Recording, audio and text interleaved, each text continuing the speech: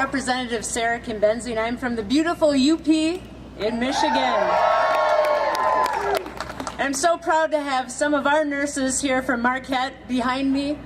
I'd like to thank Carolyn and Scott and everyone else who's joined us down here on the lawn today to deal with one of the most important issues facing our communities.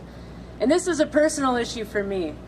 As a type 1 diabetic for 30 years, it was the nurses who sat by me while I was confused about having a disease I didn't want as a child and I didn't know anything about. They're the ones that held my hand and got me through it. They're the reason I walked out of that hospital and I had the strength and even the moral power to say, I can do this. It's a personal issue for me because my mother is an RN who retired after 27 years in our hospital in Marquette.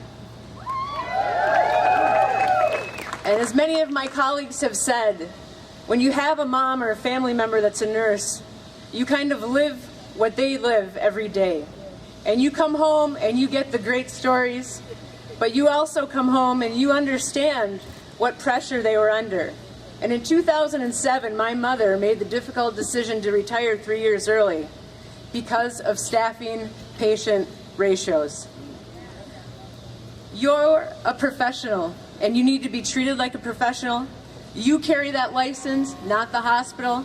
And when these demands are put on you, it is absolutely unfair to you and our patients. And I can tell you one thing, if it wasn't for you right now, people would not know about this issue. So thank you for being brave and standing up.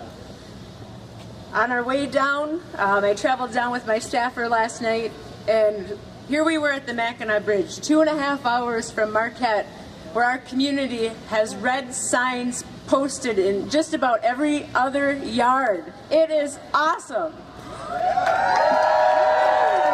But here we are down at the bridge, ready to cross the bridge to come to Lower Michigan, and there's one of those red signs. And I can tell you the pride in my heart and my staffer's heart was, we've got this.